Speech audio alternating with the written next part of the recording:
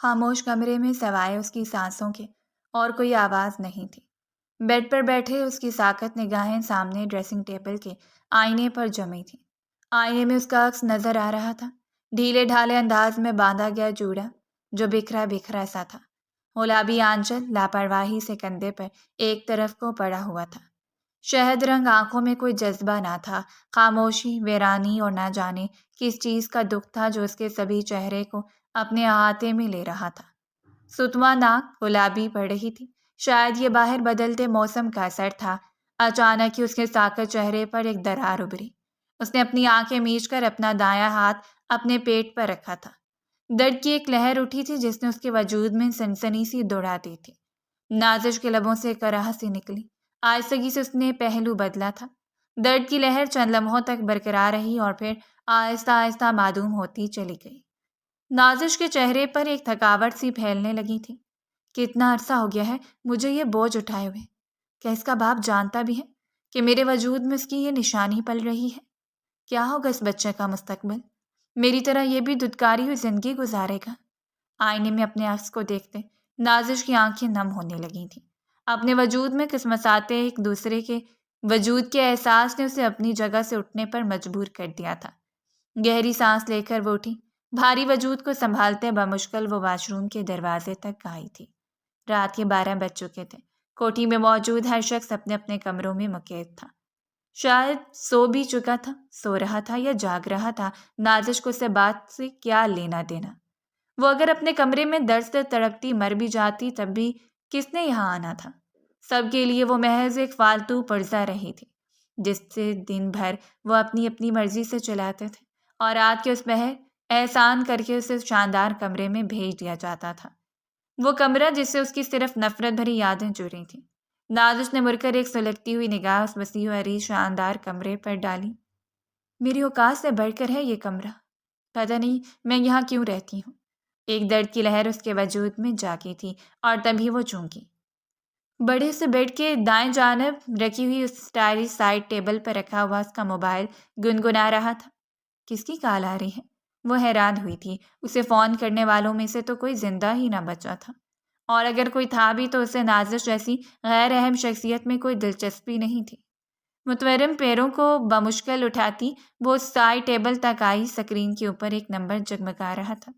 Number کے اوپر لکھے نام کو دیکھتے نازش کا دل دھک سے رہ گیا۔ وہ ماہ شام کا نمبر تھا۔ وہ بے ساختہ 2 قدم پیچھے ہٹی۔ اسے اپنی آنکھوں پر یقین نہ آیا۔ اس نمبر کو اپنے موبائل اسکرین پر دیکھنا وہ کب کا بھول چکی تھی۔ سالوں پرانے موبائل کی طرح ان کا رشتہ بھی تو سالوں پرانا ہو گیا تھا۔ جتنا گہرا رشتہ اتنی گہری نفرت۔ نازش نے بے اختیار دیوار کا سہارا لیا۔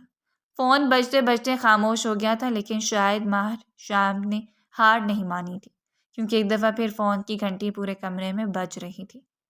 ناظرین جانتی تھی اگر اس نے فون کرنے کی ٹھانی ہے تو اس سے بات کے بغیر نہیں رکے گا، لیکن آخر وہ بات کرنا ہی کیوں چاہتا تھا؟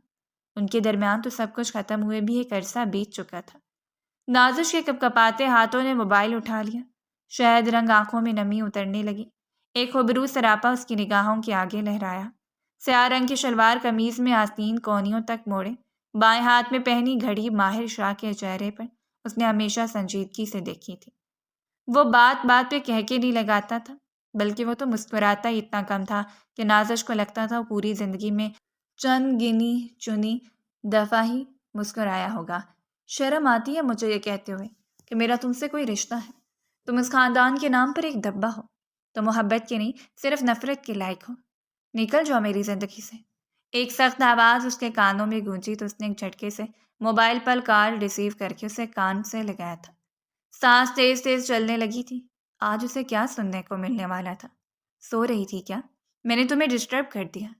آواز نرم تھی، دھیمی۔ نازش کو اپنے قدموں سے جان نکلتی ہوئی محسوس ہوئی۔ کتنی مدت کے بعد اس نے یہ آواز سنی تھی؟ 7 مہینے 4 دن۔ نازش نے اپنی انگلیوں پر حساب کیا۔ آنکھوں میں ڈھیر سارا پانی اترا۔ نازش کیا تم سن رہی ہو؟ وہ ایک دفعہ پھر بولا تھا۔ نازش نے اپنے لب کاٹے۔ کیوں فون کیا ہے؟ اب ہمارے درمیان کیا بچا ہے جس کے لیے آپ مجھے فون کر رہے ہیں؟ وہ بمشکل بولی تھی۔ جی تو چاہتا تھا موبائل اٹھا کر سامنے والی دیوار پر دے مارے، مگر اس کی اتنی حیثیت نہ تھی۔ اس عمل کے نتیجے میں اسے جتنے سوال جواب سے گزرنا پڑ سکتا تھا، بہتر اسی میں تھی کہ خاموشی سے اس طاقتور شخص کی بات مان جاتی جو اس وقت اس سے مخاطب تھا۔ میں پاکستان آ رہا ہوں، کچھ دیر میں میری فلائٹ ہے، کل تک میں وہاں پہنچ جاؤں گا۔ اس کی بھاری آواز موبائل کے سپیکر میں گونجی تھی۔ نازش اپنی جگہ سن رہ گئی۔ تم کچھ بولی نہیں کیا؟ میرا آنا اچھا نہیں لگ رہا؟ بیویاں تو اپنے شوہر کے واپس آنے پر خوش ہوتی ہیں اور تم بالکل خاموش ہو گئی ہو۔ وہ یوں بولا تھا جیسے ان کے درمیان کبھی کچھ ہوا ہی نہ ہو، سب کچھ کتنا نارمل چل رہا ہو، ایک نارمل شوہر جو پردیس سے اپنی بیوی کے لیے واپس آ رہا ہو۔ نازش نے کرب سے اپنے پیٹ پر ہاتھ رکھا۔ آہستگی کے ساتھ وہ بیڈ پر بیٹھی تھی۔ اس بارے میں تو وہ جانتا ہی نہیں تھا۔ یہ بچہ اس کا تھا، اپنی کوکھ میں بلنے والا۔ اس معصوم جان کی موجودگی کی اطلاع اس نے آج تک اس دشمن جان کو نہیں دی تھی، اور اسے یہ بھی پتا تھا کہ اس بارے میں اسے کسی اور نے نہیں بتایا ہوگا۔ وہ اتنی غیر احمد تھی اور یقیناً اس کا بچہ بھی۔ میں جانتا ہوں ماضی میں جو کچھ ہوئے، وہ بولنا اتنا آسان نہیں، لیکن میں خود آ کر تم سے بات کر لوں گا۔ تمہیں زیادہ سوچنے کی ضرورت نہیں ہے، جو گزر گیا اسے بھول جاؤ۔ وہ صرف چند لمحوں کی بات تھی۔ میری انٹرنشپ ختم ہو گئی ہے، میں واپس آ رہا ہوں، اپنا کاروبار پاکستان میں ہی سیٹ کروں گا۔ میرا انتظار کرنا، ویسے ہی جیسے پہلے کیا کرتی تھی۔ شادی والا جوڑا پہننا، اس روز تو میں نے تمہیں ٹھیک سے دیکھا ہی نہیں تھا، اب کی بار دیکھوں گا۔ بولتے بولتے اس کی آواز میں ہلکی سی پیشمانی اتری تھی۔ وہ رات شم سے نازش کی آنکھوں کے آگے اتری۔ اس نے کرب سے اپنی آنکھیں میچ لی تھیں۔ بے اختیار موبائل پر کال کاٹ کر اسے دور پھینک دیا تھا۔ ٹھنڈے یک موسم میں بھی اسے پسینہ آنے لگا تھا۔ وہ رات تھی ہی ایسی جس کی یاد آتے ہی اس کے رگوں پہ کپ کپی سی دوڑ جاتی تھی۔ نازش کا ہاتھ بے اختیار اپنے گلے تک گیا۔ میں تمہیں جان سے مار دوں گا، اپنے ہاتھوں سے تمہارا گلا گھونٹ کر تمہیں قبر میں اتار دوں گا۔ نازش تم جانتی نہیں میں عزت اور غیرت کے معاملے میں کیسا شخص ہوں۔ دو ہاتھوں کی گرفت اسے اپنے گلے کے پاس محسوس ہوئی تو اس کا سانس اٹکنے لگا۔ وہ بے ساختہ اپنی جگہ سے اٹھ کھڑی ہوئی۔ اب کیوں واپس آ رہے ہیں؟ اب سب کچھ تو ختم ہو گیا۔ کیا ایک دفعہ پھر میری آزمائش شروع ہونے والی ہے؟ اس دفعہ یہ لہجہ بدلا ہوا کیوں ہے؟ میں بھی وہی ہوں، سب کچھ ویسا ہی ہے، اور اس بار تو میرے پاس ایک نشانی بھی ہے، گناہ کی نشانی۔ اپنے پیٹ پر ہاتھ رکھتے وہ پھوٹ پھوٹ کر رونے لگی تھی۔ اسے چپ کروانے والا کوئی نہیں تھا۔ کئی راتوں کی طرح یہ رات بھی اس نے خاموشی سے آنسو بہاتے گزار دینی تھی۔ باہر دھیرے دھیرے رات گزرتی جا رہی تھی اور نازش کی زندگی تہ در تہ ماضی کے اوراق میں الٹتی جا رہی تھی۔ وہ 15 سال کی تھی، ڈیسک پر بیٹھی چمکتی نگاہوں سے اپنے سامنے رکھا ٹیسٹ پیپر دیکھ رہی تھی۔ ٹیسٹ میں اس کے ہمیشہ کی طرح پورے مارکس آئے تھے۔ کمال ہے نازش، ٹیچر نے بغیر بتائے ٹیسٹ لیا اور تم ہمیشہ کی طرح اول نمبر پر آ گئی۔ تم کتنی ذہین ہو یار، جتنی حسین ہو اتنی ہی اللہ نے تمہیں عقل بھی عطا کی ہے۔ اس کی سہیلی فائزہ نے اس کے کندھے پر ہاتھ رکھ کے ستائش بھرے انداز میں کہا تھا۔ صرف ایک ڈیسک پیچھے بیٹھی نورین بری طرح سے جھلس کر رہ گئی تھی۔ سانولی رنگت مزید سیاہ پڑ گئی۔ اس نے ایک نفرت بھری نگاہ اپنے بالکل سامنے بیٹھی نازش پر ڈالی، جس کے لمبے بال موٹی سے چوٹی کی صورت میں جکڑے اس کی پشت پر صاف نظر آ رہے تھے۔ اگر یہ نفرت چہرے پر دکھائی دیتی تو اس وقت کوئی بھی نورین کو دیکھ کر بتا سکتا تھا کہ اسے اپنے چچا زاد سے کتنی نفرت محسوس ہو رہی ہے۔ نازش نے مسکراتے ہوئے ٹیسٹ پیپر بیگ میں رکھا تھا اور اپنی جگہ سے اٹھ کھڑی ہوئی تھی۔ اور کل میرے سال ہیں، ہم لوگ مل کر کچھ کھاتے ہیں، نازش نے پلٹ کر سادہ سے انداز میں کہا تھا۔ دونوں ایک ہی اسکول میں پڑھتی تھیں، گھر علیحدہ علیحدہ تھے مگر علاقے میں موجود واحد بڑا اسکول تھا، سو دونوں گھرانوں کے بچے اسی اسکول میں پڑھتے تھے۔ شمریز شاہ اور تبریز شاہ دونوں کے درمیان ہی انبن ہونے کی وجہ سے ماں باپ کے مرتے دونوں نے اپنی اپنی رہائش گاہیں الگ کر لی تھی کہ اپنے بچوں میں وہ نفرت منتقل نہ کریں جو ان کے بھائی نے انہیں سونپی تھی۔ یہی وجہ تھی کہ نازش کا دل اپنے چچا کی بیٹی نورین کی طرف سے کبھی خراب نہ ہوا تھا، مگر وہ گھر میں دن رات نازش اور اس کے والدین کی برائیاں سنتی تھی۔ افسوس کا دل کیسے برا نہ ہوتا اس پر متضاد کی جس سکول میں وہ پڑھتی تھی، اس پورے سکول میں نازش کا چرچا ہوتا تھا۔ وہ حسن اور خوبصورتی میں یکتا تھی، پڑھائی میں سب سے آگے تھی، پر اعتماد، ہر مقابلے میں اول آنے والی، ہر نگاہ کا مرکز، ٹیچرز اسے پسند کرتی تھیں۔ اور نورین، وہ نہ صرف پڑھائی میں نکمی تھی بلکہ شکل و صورت میں بھی بس واجبی تھی۔ یہ اسے محسوس ہوتا تھا کہ اس کی شکل و صورت کی وجہ سے اتنی اہمیت نہیں دی جاتی جتنی نازش کو ملتی ہے۔ اس کی سفید رنگت کے سامنے اس کی سامنی رنگت ہمیشہ دب کر رہ جاتی۔ نفرت بڑھتے بڑھتے تناور درخت کی شکل اختیار کرتی جا رہی تھی اور ہر کوئی اس بات سے بے خبر تھا، یہاں تک کہ نازش بھی۔ وہ نورین کی گریز اور چبھتے ہوئے جملوں کو صرف اس بات پر محمول کرتی کہ چونکہ وہ الگ رہتے ہیں اس لیے وہ اکثر غصہ رہتی تھی۔ تم جاؤ، مجھے بھی کام ہے۔ تم نے تو چیٹنگ کر کے اچھے نمبر حاصل کر لیے ہیں، لیکن میں تمہاری طرح دھوکہ نہیں کر سکتی، اس لیے مجھے مزید محنت کرنی ہے۔ اور ویسے بھی امی نے کہا تھا کہ خود غرض رشتہ داروں سے انسان دور ہی اچھا ہے، وہ چیر کر کہتے اپنا بیگ اٹھا کر ایک طرف کو نکل گئی تھی۔ نازش کے چہرے پر شرمندگی پھیل گئی۔ کیوں بات کرتی ہو تم مجھ سے، جب تمہیں پتہ ہے کہ تمہاری کزن ہمیشہ آگے سے ایسا ہی جواب دیتی ہے؟ تمہاری کامیابی کو تمہاری چیٹنگ سے جوڑ دیا، حالانکہ سب کو پتہ ہے کہ تم نے کبھی نقل نہیں کی۔ فائزہ نے اسے اپنا سر جھٹکا۔ ارے بس، وہ ایسے ہی ہے، ذرا غصے کی تیز ہے، لیکن میری کزن ہے، دل کی بہت اچھی ہے۔ وہ ٹھیک ہے انداز میں کہتی فائزہ کے ساتھ مڑ کر کینٹین کے سمت چلی گئی تھی۔ 15ویں سال میں ہی دراز کا نمایاں ہو رہا تھا۔ روپے پیسے کے گھر میں کوئی کمی نہیں تھی، سو اچھی خوراک نے اس کے حسن کو مزید نکھار دیا تھا۔ زندگی شاید اسی طرح خوشی کے انڈولے میں جھولتے ہوئے گزر جاتی اگر عمر کے 17ویں برس میں اس روز وہ حادثہ نہ ہوتا۔ وہ کالج سے واپس آئی تھی، 11ویں جماعت کے امتحانات چل رہے تھے۔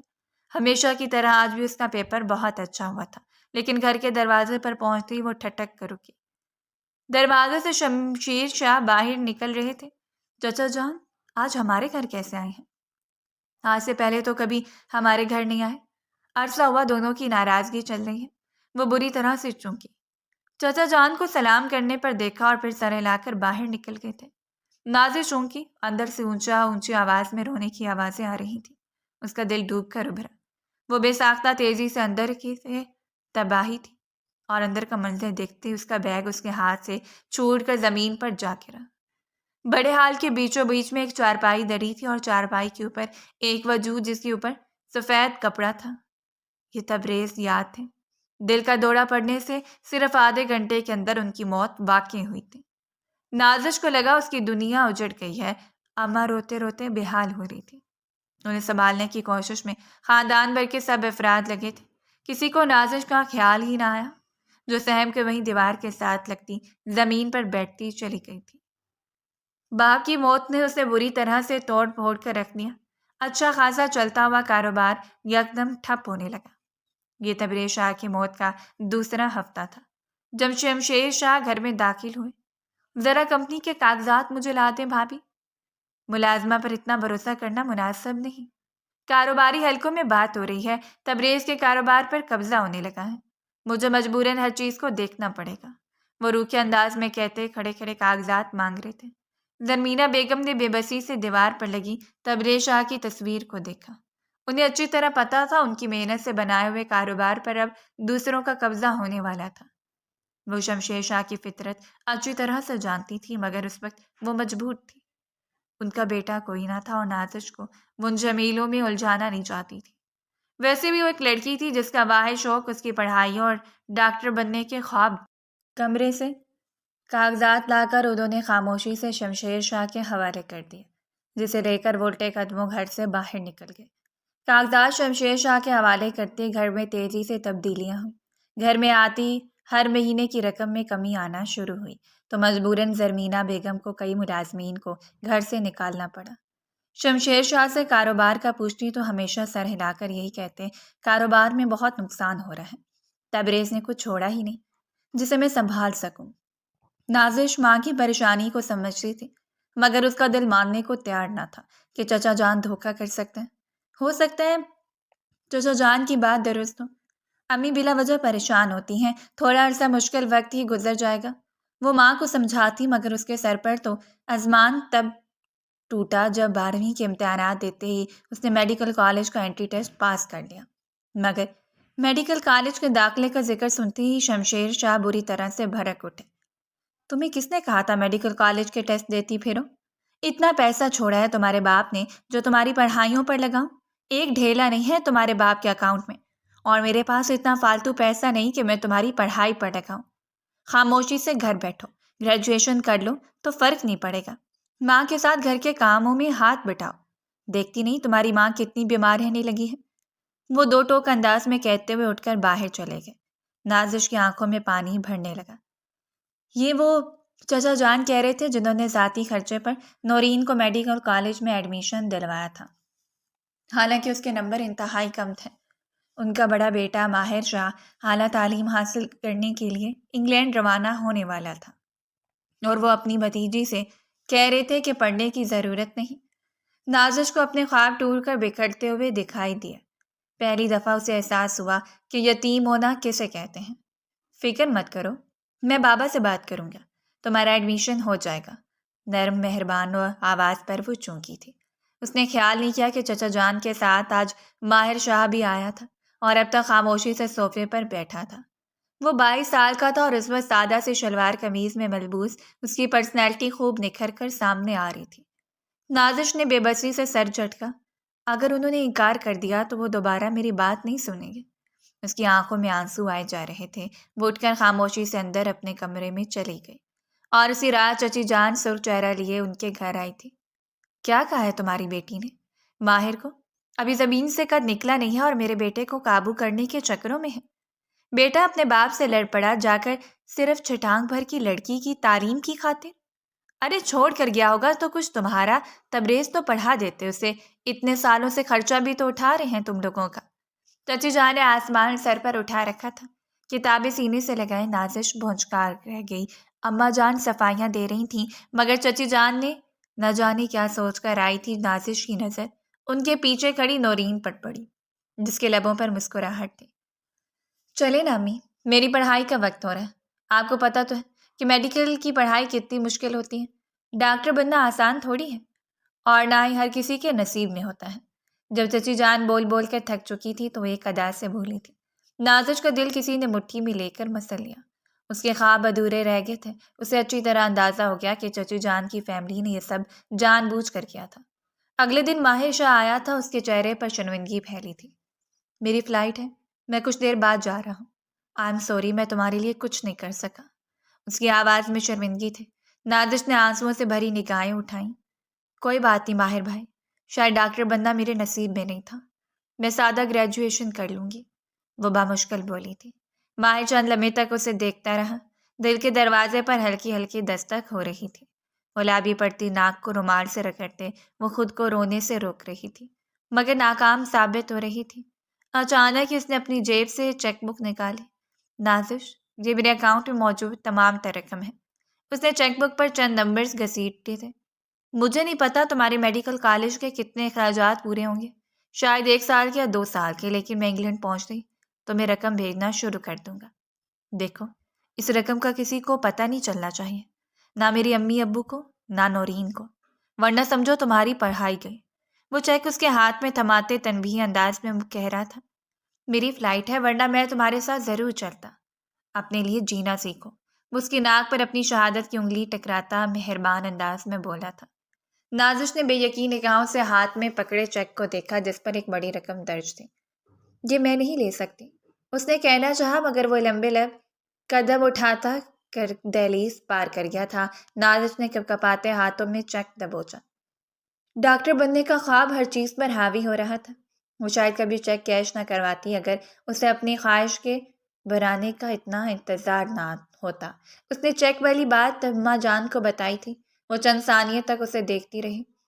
تم چیک کیش کروا لو، اگر کسی نے پوچھا بھی تو میں کہوں گی میں نے اپنے زیورات بیچے ہیں۔ وہ دو ٹوک انداز میں بول کر تسبیح پڑھنے لگی تھی۔ آج کل وہ کافی زیادہ بیمار رہتی تھی۔ نازش کے لیے اجازت کافی تھی۔ وہ جا کر چیک کیش کروا کر لے آئی۔ ایک بڑی رقم اس کے ہاتھ آ گئی تھی۔ یوں بھی اسے 70% اسکالرشپ ملا تھا، باقی کے 30% کی رقم بھرنی تھی۔ میڈیکل کالج میں اس کے داخلے کی خبر خاندان بھر میں ایک بجلی بن کر دوڑی۔ چچی جان نورین سمیت گھر آئی تھی۔ اس کا داخلہ کیسے ہو گیا؟ چھپا کے رکھی ہوئی تھی نا کہیں دولت؟ اگر اتنی ہی دولت ہے تو اپنا خرچہ بھی خود اٹھا لو۔ شمشیر شاہ کاروبار کے سلسلے میں بہت پریشان ہوتے ہیں، اتنے سالوں تک تو پا لیا تمہیں، وہ نخوت سے ٹانگ پر ٹانگ جمائے کہہ رہی تھی۔ نورین نے ایک نفرت بھری نگاہ سامنے بیٹھی نازش پر ڈالی جس نے ایک دفعہ پھر اسے ہرا دیا تھا۔ بھابھی، بھائی جان جو پیسے کما رہے ہیں اس میں تبریز کے کاروبار کا بھی حصہ ہے، میں نے خود سارے کاغذات ان کے حوالے کیے تھے۔ وہ میری نازش کا حق ہے، کوئی احسان نہیں جو آپ لوگ ہمارا ماہانہ خرچ اٹھاتے ہیں۔ اماں جان نے آج بولنے کی ہمت کر لی تھی اور جواباً چچی جان نے اس قدر ہنگامہ کیا تھا کہ رات تک اماں جان کی طبیعت انتہائی بگڑ گئی۔ انہیں ایمرجنسی میں ہسپتال لے جایا گیا اور آخرکار آدھی رات کو وہ باپ کے ساتھ ساتھ ماں سے بھی محروم ہو گئی۔ نازش کے قدموں تلے سے زمین نکل گئی تھی۔ باپ کی موت پر شاید وہ اتنا نہ روئی ہو، مگر ماں کے جانے پر وہ پھوٹ پھوٹ کر رونے لگی تھی۔ یہ آخری سہارا بھی اسے چھن چکا تھا۔ اب اس بھری دنیا میں اس کا کوئی بھی نہ تھا، اور جو لوگ تھے وہ اس کے ساتھ کیسا سلوک کرنے والے تھے یہ نازش کو بخوبی اندازہ تھا۔ اماں جان کو گزرے بمشکل 3 روز ہوئے تھے جب چچا جان گھر میں داخل ہوئے۔ کچھ عورتیں لاؤنج میں نازش کے آس پاس بیٹھی ہوئی تھیں۔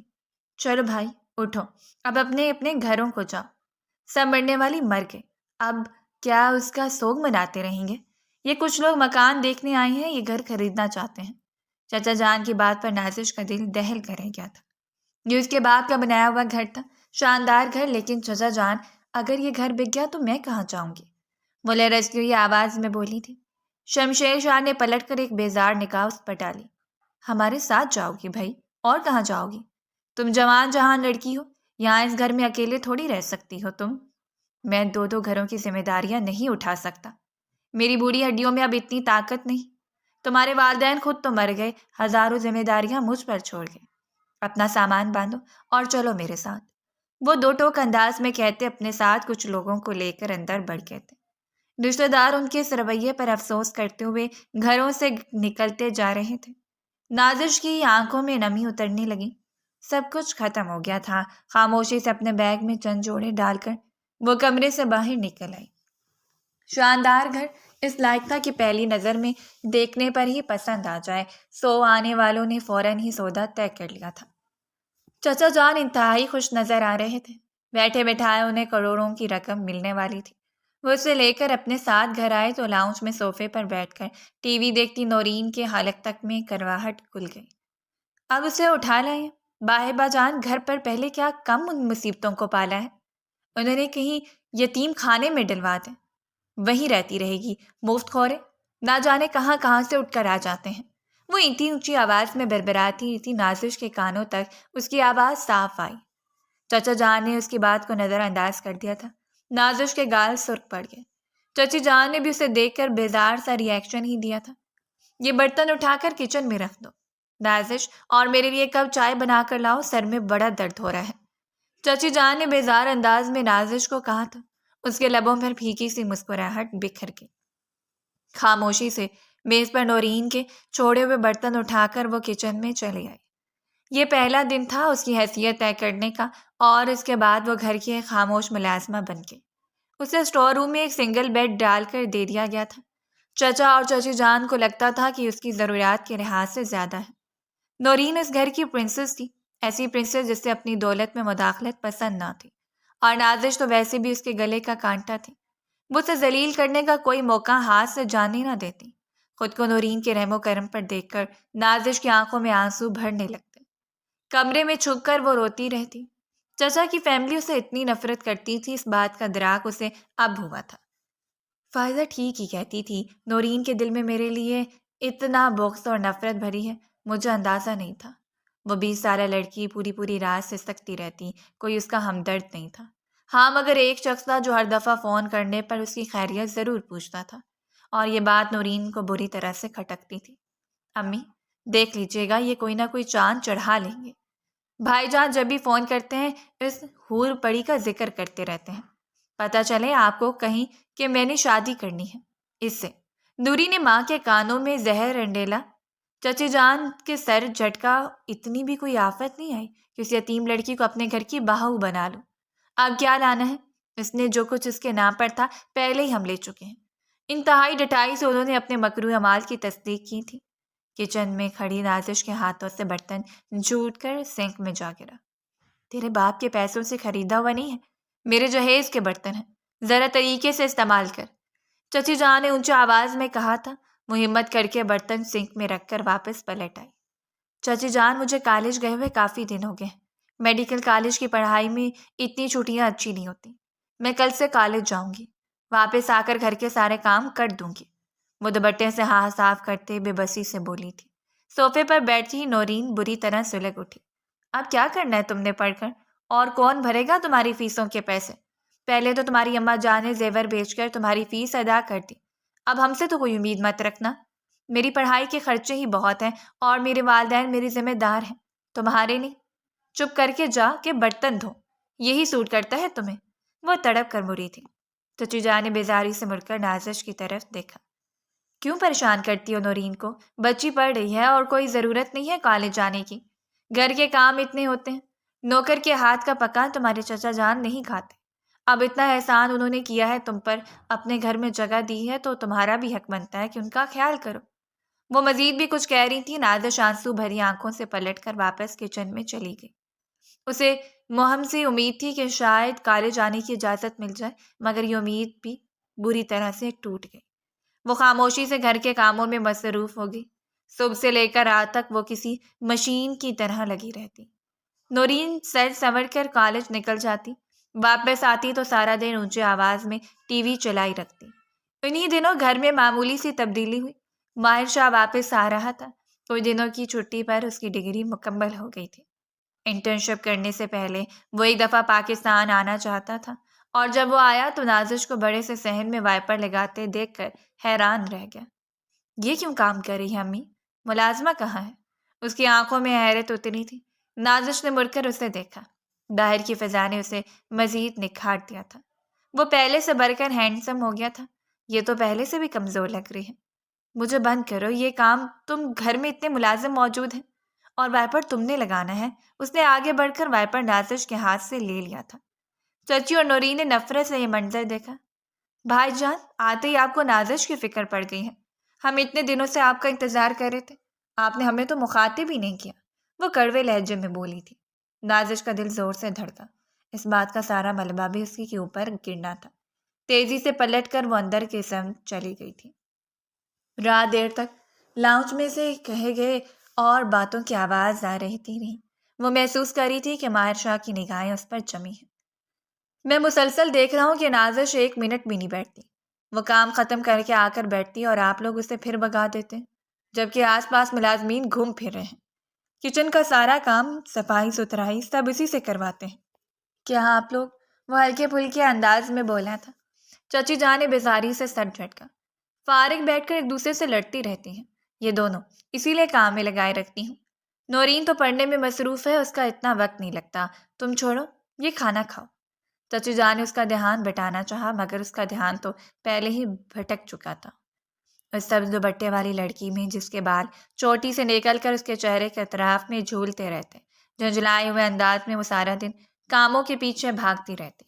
شام تک وہ ہلکان ہو جاتی۔ اسے پاکستان آئے ہوئے 3 روز گزر چکے تھے جب رات کے وقت اسے کافی کی شدید طلب ہوئی۔ کمرے سے باہر نکلتے وہ کچن تک چلا آیا جب اس کے کانوں میں سسکیوں کی آوازیں پڑیں۔ وہ چونک کر مڑا۔ کچن سے ملحقہ سیڑھیاں اوپر کے فلور پر جاتی تھیں، ان پر کوئی وجود بیٹھا دھیرے دھیرے سسک رہا تھا۔ نازش، یہ تم ہو؟ کیوں رو رہی ہو اتنی رات کو؟ وہ فکر مند ہوتا ہوا اس کے پاس چلا آیا تھا۔ وہ بری طرح خوفزدہ ہوئی۔ آپ چلے جائیں یہاں سے۔ پہلے ہی چچی جان ہر وقت مجھے کہتی ہیں کہ میں آپ کو دکھانے کے لیے کام کرتی ہوں، وہ بمشکل بولی تھی۔ ماہر کے چہرے پر ماں کے لیے خفگی ابھری۔ میں نہیں جا رہا۔ مجھے بتاؤ کہ تم آدھی رات کو یہاں بیٹھ کر کیوں رو رہی ہو؟ کس نے کچھ کہا ہے؟ آہستگی سے کہتا سیڑھی پر اس کے برابر میں آ بیٹھا تھا۔ آس پاس پہلی تاریکی اور سناٹے میں ماہر کے دل کو کچھ ہونے لگا۔ وہ پہلی دفعہ اس کے اتنے قریب تھی۔ ہولے ہولے لرزتے اس کے وجود کو دیکھ کر ماہر کا دل چاہا وہ اسے اپنے ساتھ لگا کر تسلی دے۔ میرے کمرے کا پنکھا نہیں چل رہا، اندر گرمی بہت زیادہ ہے۔ میں کئی دفعہ چچی کو کہہ چکی ہوں پنکھا بنوا دیں، اور آج تو مچھر بھی اتنا کاٹ رہے ہیں، مجھ سے اندر نہیں لیٹا جا رہا، وہ بمشکل بولی تھی۔ ماہر نے بے یقینی سے اسے دیکھا۔ وہ اتنی سی بات کے لیے پریشان ہو رہی تھی۔ اس کے لبوں پر ایک بھرپور مسکراہٹ بکھر گئی۔ چلو مجھے دکھاؤ، میں ٹھیک کر دیتا ہوں۔ وہ یکدم اپنی جگہ سے اٹھ کھڑا ہوا تھا۔ نازش نے چونک کر آنسو بھری آنکھیں اٹھائیں۔ آپ کو یہ کام آتا ہے؟ یہ کام تو کسی الیکٹریشین کا ہے نا؟ اس کے انداز میں معصومیت تھی۔ ماہر نے بے ساختہ اپنی نگاہیں چرائیں۔ نیم اندھیرے میں وہ حسن کا پیکر لگ رہی تھی۔ رونے سے آنکھیں گلابی ہو رہی تھیں۔ جوڑا البتہ ابھی بھی وہی دن والا تھا جس پر جا بجا داغ دھبے لگے تھے۔ ہاں میں یہ کام کر سکتا ہوں، اب چلو اور باتیں مت کرو۔ ہماری باتوں کی آواز سن کر کوئی اٹھ کر آ گیا تو پتہ نہیں کیا سوچے گا۔ اس کے بولنے پر وہ گھبرا کر اپنی جگہ سے اٹھ کھڑی ہوئی تھی۔ شدید گرمی سے بے چین نہ ہوتی تو کبھی بھی اس کی مدد نہ مانگتی۔ اس کے کمرے کا پنکھا ٹھیک کرتے ماہر شاہ نے ایک فیصلہ کر لیا تھا، نازش کو اپنی زندگی میں شامل کرنے کا فیصلہ۔ اور اگلی صبح جب اس نے یہ بات اپنے والدین کے سامنے رکھی تھی تو گھر میں کہرام مچ گیا تھا۔ نورین کو شدید اعتراض تھا۔ میں بالکل اسے اپنی بھابھی کے روپ میں قبول نہیں کروں گی۔ دیکھا، پھنسا لیا نا اسے اپنے جال میں نے آپ کو بولا بھی تھا، اونچا اونچا چلا رہی تھی۔ اپنے اسٹور میں بیٹھی نازش کا دل ہاتھوں میں آ رہا تھا۔ اپنا نام ماہر کے نام کے ساتھ سنتے اس کا دل زور سے دھڑکے جا رہا تھا۔ پہلی دفعہ اس نے کوئی دعا مانگی تھی، اس کی ہمراہی کی دعا۔ وہ اتنا مہربان تھا، یقیناً اس کے سارے درد چن سکتا تھا۔ چچا جان نے بھی ماہر کو اس کے فیصلے سے باز رکھنے کی کوشش کی تھی، مگر وہ ڈٹ چکا تھا۔ بابا جان، اگر آپ نازش کی شادی کہیں اور کریں گے تو ہو سکتا ہے وہ اس کے باپ کے حصے کی جائیداد مانگے، جو آپ کب کا اپنے کاروبار میں ضم کر چکے ہیں۔ تو بہتر یہی ہے کہ میری بات مان لیں۔ مجھے نازش پسند ہے اور میں اس سے شادی کرنا چاہتا ہوں، وہ دو ٹوک انداز میں باپ کے سامنے بولا تھا۔ شمشیر شاہ جذب بیٹے نے انہی کی زبان میں سمجھا دیا تھا۔ سونا چاہتے ہوئے بھی 2 روز بعد انہوں نے دونوں کے نکاح کی تاریخ رکھ دی گئی تھی۔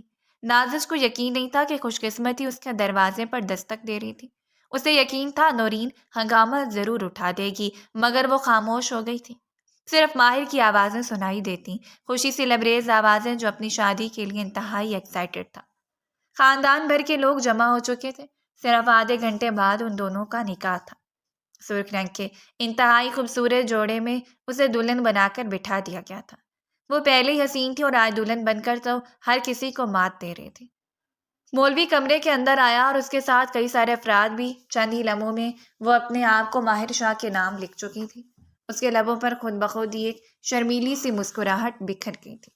ہاتھ البتہ دھیرے دھیرے لرز رہے تھے، جیسے ابھی تک اسے اپنی خوش قسمتی پر یقین نہ آیا ہو۔ جس نے بھی اسے دلہن بنے دیکھا تھا اس نے تعریف کی تھی۔ ماہر شاہ کے تو نصیب کھل گئے تھے۔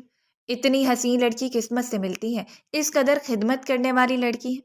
ایک رشتہ دار کی آواز کانوں سے ٹکرائی تو نازش کا سر ہلکا سا جھک گیا تھا۔ دھیرے دھیرے کمرہ خالی ہونے لگا۔ اس پر احسان کر کے اسے آج اسٹور روم سے نکال کر نورین کے کمرے میں بٹھایا گیا تھا۔ نکاح وہیں ہوا تھا۔ اپنے چہرے پر گھونگھٹ گرائے رکھو۔ کیا ہو گیا ہے تمہیں؟ پاگل ہو گئی ہو کیا؟ شادی ہے آج تمہاری۔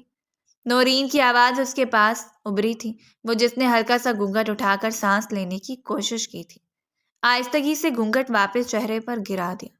نورین کی چپتی ہوئی نگاہیں اسے اپنے چہرے پر محسوس ہو رہی تھیں۔ وہ خواہ نروس ہونے لگی۔ بھائی کہہ رہے تھے کہ انہیں تم سے کچھ بات کرنی ہے، رخصتی سے پہلے۔ میں انہیں کمرے میں بھیج رہی ہوں، کوشش کرنا ابھی انہیں اپنا چہرہ مت دکھانا، نورین نے نرم آواز میں کہا تھا۔ نازش کو ایک زوردار جھٹکا لگا۔ ایسی نرم آواز سننے کی وہ عادی تو نہیں تھی، مگر نورین اپنی بات مکمل کرتے ہی کمرے سے چلی گئی تھی۔ جانے سے پہلے اس نے ساری بتیاں بجھا کر ایک نائٹ بلب جلتا چھوڑ دیا تھا۔ نازش کو ہلکی سی پریشانی ہوئی، لیکن وہ اعتراض نہیں کر سکتی تھی۔ جس شخص نے اتنا بڑا سٹینڈ لے کر اسے اپنی زندگی میں شامل کیا تھا، وہ اسے ناراض نہیں کرنا چاہتی تھی۔ ماہر شاہ کی خوشی میں ہی اس کی خوشی تھی۔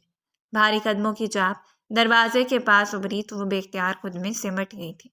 سیاہ رنگ کے بوٹ چلتے ہوئے عین اس کے سامنے آ کر رکے تھے۔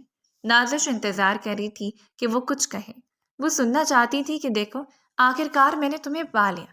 سارے خاندان والوں سے لڑ جھگڑ کر پہلی دفعہ اپنے شوہر کے منہ سے اقرار محبت سننے کی خواہش رکھتی تھی، مگر وہ خاموش تھا، بالکل خاموش۔ نیم تاریکی میں اس کی خاموشی نازش کو گراں گزرنے لگی۔ اس کا دل زور سے دھڑکنے لگا تھا اور اچانک ہی وہ نیچے جھکا اور اس نے نازش کو دونوں بازوؤں میں جکڑ کر صوفے سے اٹھا دیا تھا۔ اپنے مقابل کھڑا کرتے اس نے نازش کے گرد اپنی گرفت تنگ کی۔ وہ جو ایسے کسی صورتحال کے لیے بالکل تیار نہیں تھی، یکدم اس کے لمحوں سے گٹی گٹی سی چیخ نکلی تھی۔ ماہر، کیا کر رہے ہیں؟ خدا کے لیے چھوڑیں مجھے، ابھی کوئی آ جائے گا، پلیز اس طرح مت کریں۔ وہ بری طرح گھبرا گئی تھی، مگر وہ کوئی بھی بات کے بغیر شدت سے اسے خود میں بھینچ رہا تھا۔ نازش کو گھبراہٹ ہونے لگی، اس کا وجود سرد پڑنے لگا تھا۔ ماہر سے ایسے شدت بھرے رویے کی اس کی امید نہ تھی۔ وہ اس کی بیوی تھی، مگر جو بھی تھا اسے یہ سب اچھا نہیں لگ رہا تھا۔ پلیز ماہر، یہ سب مت کریں، دروازہ کھلا ہے، کوئی بھی اندر آ جائے گا، چھوڑے مجھے۔ وہ روحانسی ہوئی تھی۔ اب کی بار اس نے ایک جھٹکا دے کر نازش کو صوفے پر گرایا اور اس کے اوپر جھکا تھا۔ جھٹکے کے باعث گھونگھٹ نازش کے چہرے سے ہٹا اور وہ ساکت رہ گئی۔ شہد رنگ آنکھیں بے یقینی سے پھیلی۔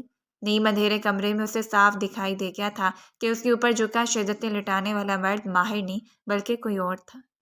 نازش کے لبوں سے چیخ نکلی، مگر اس سے پہلے کہ وہ لبوں کو متوجہ کرتی ایک بھاری مضبوط ہاتھ اس کے لبوں پر جم گیا تھا۔ اسی لمحے کمرے کی ساری روشنیاں جل اٹھی۔ کمرے کا دروازہ کھول کر ایک ساتھ کئی افراد اندر داخل ہوئے تھے اور ان میں سب سے آگے ماہر شاہ تھا۔ نازش کا سر چکرا کر رہ گیا۔ روشنی ہوتے ہی اور لوگوں کی آوازیں سنتے اس نے پوری قوت سے اپنے اوپر بوجھ ڈالتے اس شخص کو دور دھکیل کر دور ہٹایا تھا۔ اس کا دوپٹہ سر سے سڑک گیا تھا، لبوں کی سرخی بکھر گئی تھی اور آنکھوں میں بے انتہا خوف تھا۔ ماہر یہ پتہ نہیں کون ہے، وہ ٹوٹے پھوٹے جملوں میں بولی تھی۔ اس کا سانس غیر متوازن تھا۔ ماہر کے ساتھ کھڑی نورین لپک کر آگے آئی۔ کون تھا؟ کیا مطلب ہے؟ عاشق ہے تمہارا جسے بلایا ہے تم نے الوداع کہنے کے لیے؟ توبہ توبہ، ایسی بھی لڑکیاں ہوتی ہیں۔ بھائی نے یتیم لڑکی سمجھ کر تم سے شادی کی، اتنی اونچے مرتبے پر بٹھایا، اتنی محبت دی تمہیں، اور تم نے آگے سے کیا کیا؟ اتنی بد کردار لڑکی ہو تم۔ اسکول میں تو تمہاری کہانیاں مشہور تھیں، وہ سب سچ ثابت ہو گئی۔ وہ زہر اگل رہی تھی۔ نازش نے بے اختیار صوفے کی پشت کو تھاما۔ یہ سب جھوٹ ہے، میں اسے نہیں جانتی، وہ بامشکل بول رہی تھی۔ اس کی نگاہیں ماہر پر جمی تھی۔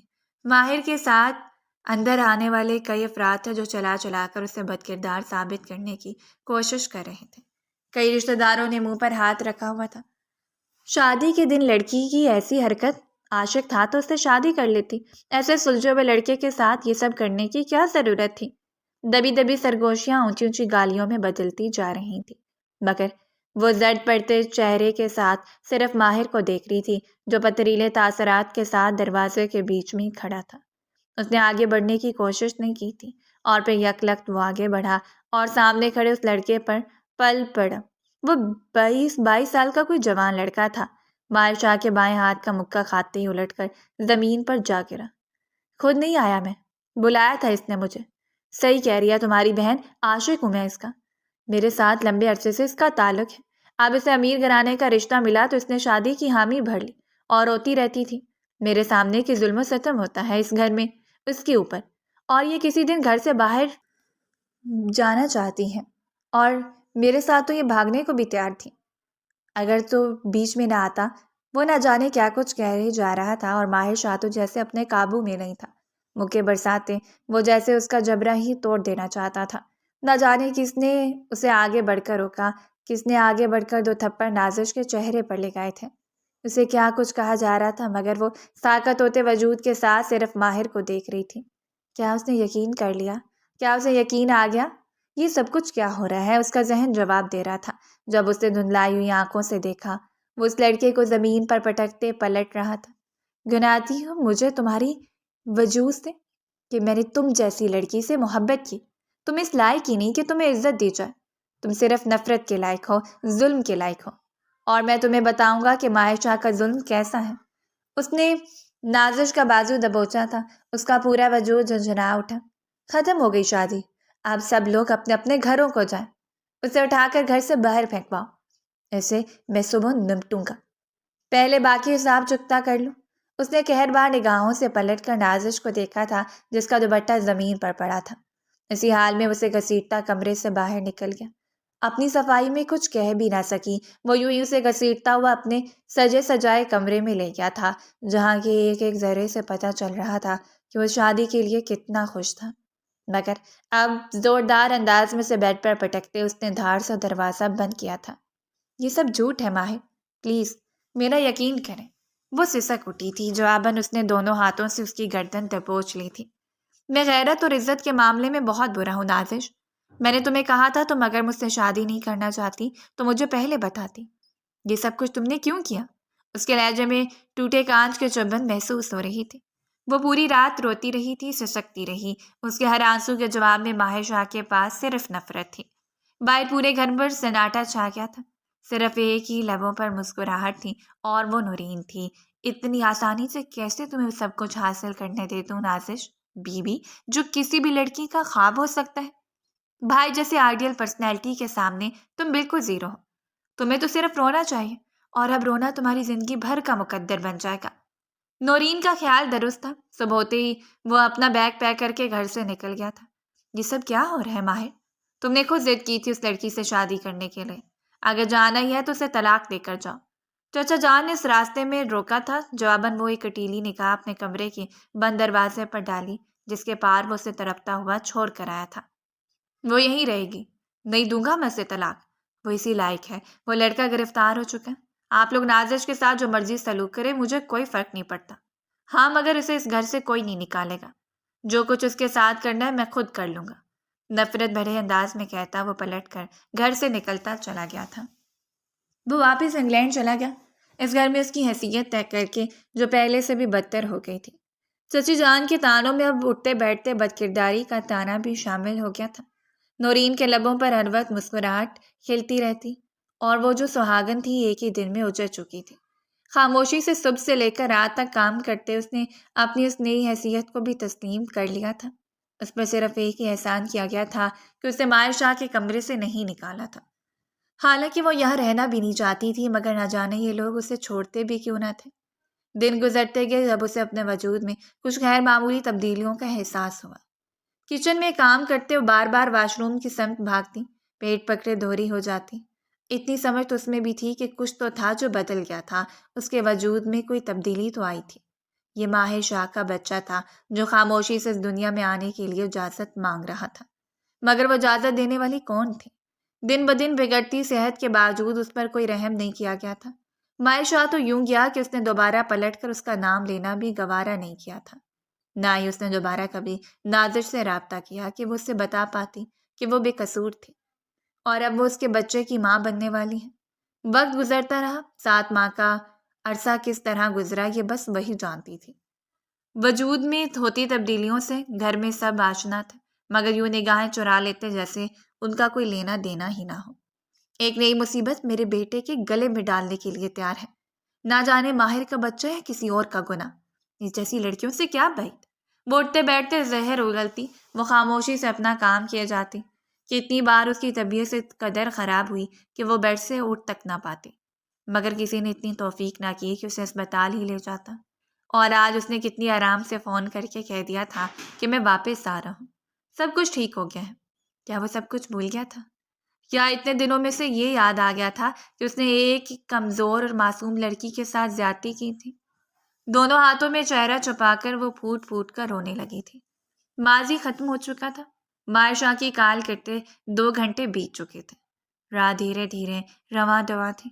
جسم میں اٹھتی درد کی ٹیسوں کو نظر انداز کیے وہ کروٹ بدل کر سونے کی کوشش کرنے لگی تھی۔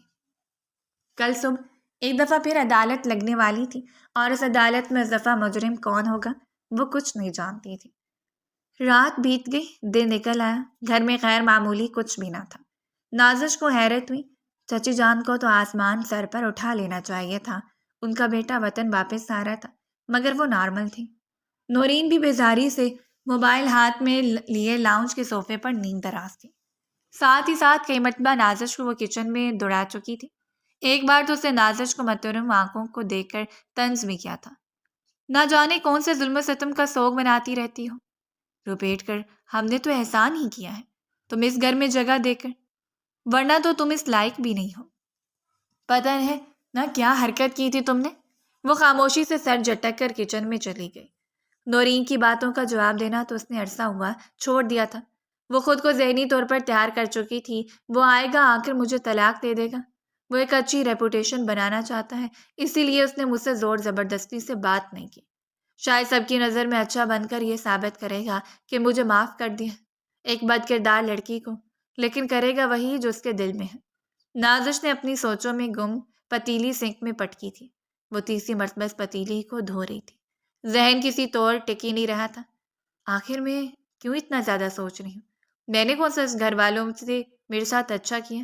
جو اچھا ہوگا ایک لخت نے اس نے اپنا نچلا لب دانتوں تلے دبایا۔ درد کی ایک تیز اس کی پیٹ میں اٹھی تھی، باہر ایک شور سا اٹھ رہا تھا۔ پردیسی واپس آ گیا تھا، سب لوگ اسے دیکھ کر حیران تھے۔ وہ اندر ہی اپنے دھڑکتے دل کو سنبھالے شیلف پر اپنے دونوں ہاتھ ٹکائے کھڑی رہی۔ چچی جان، چچا جان۔ نورین کی باتوں سے اندازہ ہو رہا تھا کہ ان میں سے کوئی اس کے آنے سے واقف نہیں تھا۔ نازش کہاں ہے؟ اس کا جملہ نازش کے کانوں میں پڑا۔ چچی جان بری طرح سے بربرائی۔ وہ یہیں کہیں ہوگی، آ جاتی ہے۔ ابھی تم اسے دیکھ کر کیا کرو گے؟ برا حلیہ بنائے رکھتی ہیں۔ آج کل پتہ ہے نا کیا کیا تھا اس نے لڑکے کے ساتھ؟ رنگے ہاتھوں پکڑی گئی تھی۔ چچی جان نے یاد دلایا کہ مبادہ وہ بھول نہ گیا ہو۔ مائر شاہ نے آس پاس دیکھا، یقیناً وہ کچن میں ہی تھی۔ بلا کر لاؤ نازش کو، اسے نورین کی طرف دیکھ کر سخت آواز میں کہا تھا۔ ارے ابھی تو آیا ہے میرا بچہ، بیٹھ جا، ٹھنڈا پانی پی لے۔ کتنے عرصے بعد واپس آیا ہے؟ چچی جان نے پیار سے اسے پچکارنا چاہا تھا، مگر وہ تو جانے کیا سوچ کر آیا تھا۔ میں نے تم سے کہا ہے نازش کو بلا کر لاؤ، کان بند ہیں کیا تمہارے؟ جتنا دماغ چلتا ہے اتنا باقی اعضاء کو بھی چلا لیا کرو۔ وہ ایک دم پلٹ کر نورین پر دھاڑا تھا۔ وہ ہکا بکا رہ گئی، مگر اگلے ہی پل الٹے قدموں کچن کی طرف بھاگی تھی، جہاں نازش کھری زرد پڑتے چہرے کے ساتھ دروازے کی سمت ہی دیکھ رہی تھی۔ چلو باہر مہارانی صاحبہ، بھائی بلا رہے ہیں تمہیں۔ ابھی طلاق تمہارے منہ پر مار کر تم اس گھر سے باہر نکال دیں گے۔ اس کا بازو سے پکڑ کر اس کی حالت کا خیال کیے بغیر اسے گھسیٹتی ہوئی باہر لے آئی تھی۔ وہ لاؤنج میں کھڑا تھا، باقی گھر والے بھی آس پاس جمع تھے۔ اس کی نگاہوں میں نازش کو آتے دیکھ کر بے یقینی پھیلی۔ اس کی کمزور وجود سے ہوتی ہی نگاہ اس کے پیٹ پر ٹکی تھی۔ وہ بے اختیار لڑ کر آیا۔ مجھے یاد ہی نہیں رہا تمہیں بتانا، یہ ماں بننے والی ہے۔ میں نے بڑی کوشش کی کہ اس کا حمل ضائع کروا دوں، نامعلوم کہ اس کا بچہ اٹھا کر اس گھر میں گھومتی پھر رہی ہے، لیکن کہیں مر نہ جائے اس خیال سے اسے لے کر نہیں گئی۔ اب تو آ گیا ہے تو خود ہی اس مسئلے کو نپٹا لینا، چچی جان نے بغیر بشمان ہوئے کہا تھا، جبکہ وہ کسی بھی بات سے بے نیاز قدم قدم چلتا اس کے سامنے آ کر کھڑا ہو گیا تھا، جسے نورین نے لاؤنج میں لا کر دھکیلا تھا۔ وہ مشکل خود کو سنبھال پائی تھی، آنکھوں میں آنسو نمودار ہو رہے تھے، ایک نئی عدالت لگنے کو تیار تھی۔ اس نے لرزتے ہوئے دوپٹہ اپنے وجود کے گرد پھیلایا تھا۔ میں نے کچھ نہیں کیا تھا ماہر، میں نے کوئی گناہ نہیں کیا، میں نہیں جانتی وہ کون تھا۔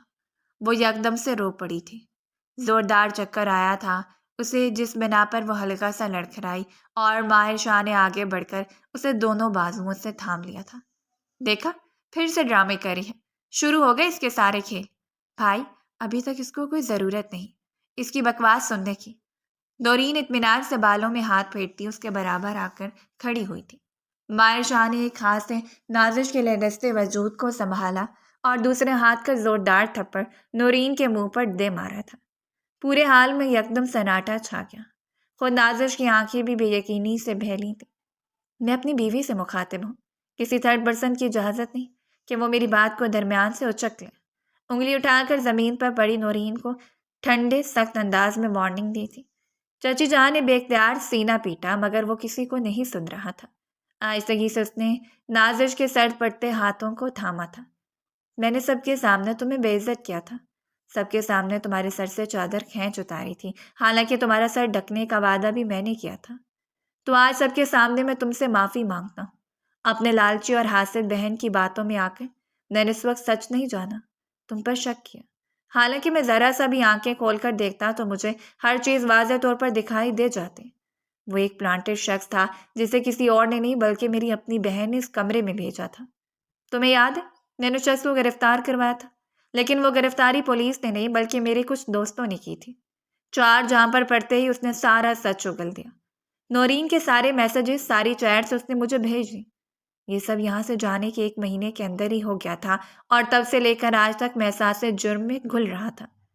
مجھ میں اتنا حوصلہ نہیں تھا کہ میں واپس آ کر تمہارا سامنا کرتا، تم سے معافی مانگتا۔ یہ چند مہینے میں نے کس طرح کاٹے ہیں میں ہی جانتا ہوں۔ باخدا مجھے اندازہ نہیں تھا کہ تم ماں بننے والی ہو۔ کس نے کہا یہ گناہ ہے؟ ایسی گھٹیا بات صرف وہی کر سکتا جس کے اندر نہ ضمیر ہو نہ کوئی انسانیت۔ اپنی بات کے دوران اس نے مڑ کر ایک نفرت بھری نگاہ اپنی ماں کی طرف ڈالی تھی۔ یہ میرا بچہ ہے اور میں اسے قبول کرتا ہوں۔ اگر آج کے بعد نازش پر کسی نے انگلی اٹھائی یا اس کے کردار پر کیچڑ اچھالنے کی کوشش کی تو مجھ سے برا کوئی نہیں ہوگا۔ وہ 2 ٹوک انداز میں کہہ رہا تھا، زمین پر پڑی نورین خجالت کے مارے سرخ پڑ رہی تھی۔ جھوٹا الزام ہے یہ، مجھ پر اس نے اپنے کانوں میں یہ زہر انڈیلا ہے۔ وہ ایک دم اٹھ کر زور سے چلائی تھی۔ ماہر شاہ نے سیدھا اس کی آنکھوں میں جھانکا تھا۔ افسوس ہے مجھے نورین، کیا عمر ہے تمہاری؟ نازش کے برابر ہونا، یہ پورا گھر سنبھالتی ہے، سب کا ظلم سہتی ہے۔ خاموشی سے اتنا سب کچھ کر دیا ہم سب نے مل کر اس کے ساتھ۔ سوچو اگر اس نے کسی کو بددعا دے دی ہو تو اس کے ساتھ کیا ہوگا؟ میرے تم جیسی بے شرم اور حاسد لڑکی آج تک نہیں دیکھی۔ تم میری بہن ہو، میں تمہیں کچھ نہیں کہہ سکتا، مگر ایک بات یاد رکھنا، نازش میری قانونی بیوی ہے، میں اسے محبت کرتا ہوں ہمیشہ سے، اور اب یہ میرے بچے کی ماں بننے والی ہے۔ یہ حقیقت مجھ پر یہاں آ کر کھلی۔ اگر آپ لوگ مجھے پہلے بتا دیتے تو میں 1 منٹ کی تاخیر نہ کرتا یہاں آنے میں، مگر ہمیشہ کی طرح میرے گھر والے لالچی اور خود غرض نکلے۔ وہ ملامت بھری نگاہ اپنے گھر والوں پر ڈال رہا تھا۔ چچی جان کا سر شرم سے جھک گیا تھا۔ نورین شرمندگی سے لال سرخ چہرہ لیے پلٹ کر اپنے کمرے کی طرف بھاگتی چلی گئی تھی۔ اس کا سارا کھیل الٹ گیا تھا۔ وہ خود اپنے بھائی کی نظروں میں شرمندہ ہو گئی تھی۔ ماہر شاہ نے نازش کا سر پڑتا ہاتھ تھاما۔ تمہاری آزمائش بس یہیں تک تھی، یہ سب میری وجہ سے تمہارے ساتھ ہوا تھا، اور اب میں وعدہ کرتا ہوں کہ تمہارے ہر دکھ کا کفارہ ادا کروں گا، ہمیشہ تمہارے ساتھ رہوں گا۔ کیا تم مجھے معاف کرو گی؟ وہ انتہائی امید بھرے انداز میں پوچھ رہا تھا۔ نازش نے آنسو بھری آنکھیں اٹھا کر اسے دیکھا۔ وہ اسے کیسے معاف نہ کرتی؟ جو کچھ اس کے ساتھ ہوا تھا وہ کم نہیں تھا، مگر خدا معاف کر دینے والوں کو پسند کرتا تھا، اور اس نے وہی راستہ چنا تھا جو اللہ کو پسند تھا۔ مسکراتے اس نے ماہر شاہ کے ہاتھ میں اپنا ہاتھ تھما دیا تھا۔